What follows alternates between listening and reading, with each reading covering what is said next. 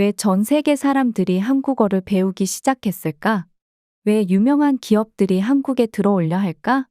한국의 드라마가 전 세계를 휩쓸고 케이팝이 나오면 차트를 점령합니다.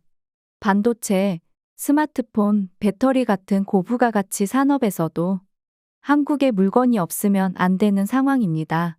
한국은 왜 이렇게 강해졌을까요? 케이팝을 보다가 한국에 관심이 생겨 한국을 공부한 옥스퍼드 대학생의 이야기입니다. 그녀는 한국에서 뭘 발견했던 걸까요? 이야기를 시작하기 전에 구독과 좋아요 부탁드립니다. 감사합니다. 그럼 이야기를 시작합니다. 안녕하세요. 저는 옥스퍼드 대학교를 다니는 에밀 카터라고 합니다. 친구들이랑 케이팝을 보던 중 문득 한국이라는 나라에 관심이 생겼는데요. 호기심이 발동해 한국을 공부하다가 한국이 이렇게 잘 될 수밖에 없는 두 가지 이유를 알았는데요. 오늘 저는 여러분께 한국의 비밀을 공개하려고 합니다. 여러분도 듣다 보면 한국이 성공할 수밖에 없었는지 알 수 있게 될 것이라 생각합니다. 저는 한국 여행을 가서 한국인들이 쓰는 문자체계인 한글을 보며 놀라웠습니다. 저 같은 외국인도 누구나 쉽고 배울 수 있기 때문입니다. 한글의 매력에 빠진 저는 한글을 공부하며 한국이 세계 최고가 될 수밖에 없는 첫 번째 이유를 깨달았습니다. 전 세계에는 수천 개의 문자가 존재합니다.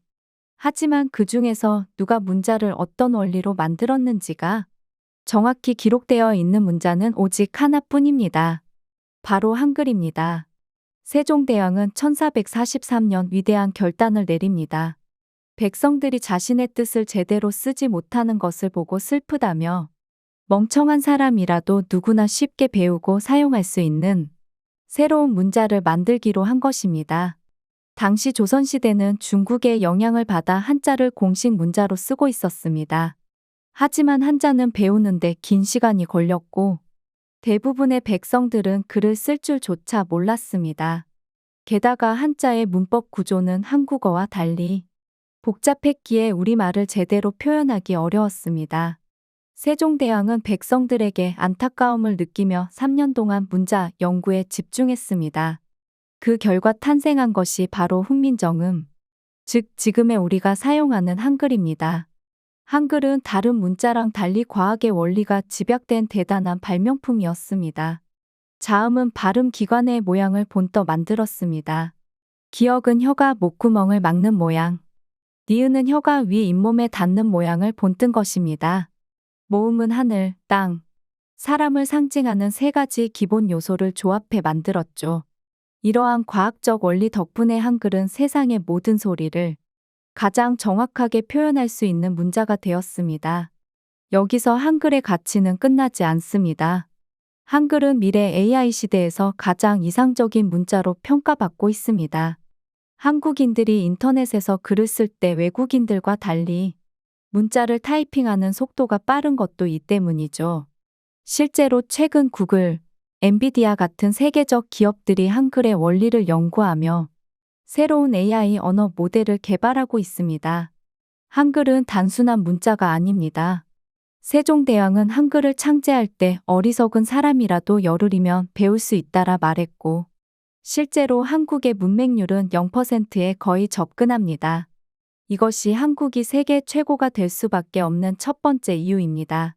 전 국민이 쉽게 문자를 익히고 지식을 습득할 수 있기에 한국은 누구보다 빠르게 발전할 수 있었던 것입니다. 제가 한국을 처음 방문했을 때 제가 놀라운 건 한국인들의 의지였습니다. 스타벅스나 길거리를 돌아다녀도 한국인들이 공부하는 모습을 보고 상당히 인상 깊었습니다. 한국인들은 무의미한 시간을 날리는 것을 싫어하는 것 같았습니다. 실제로 한국의 교육률은 세계에서 유례를 찾아보기 힘든데요. OECD 국가 중 대학 진학률 1위, 교육 투자 비율 1위, 학업 성취도 상위권 이러한 통계들이 이를 증명합니다. 하지만 더욱 중요한 것은 교육의 질입니다.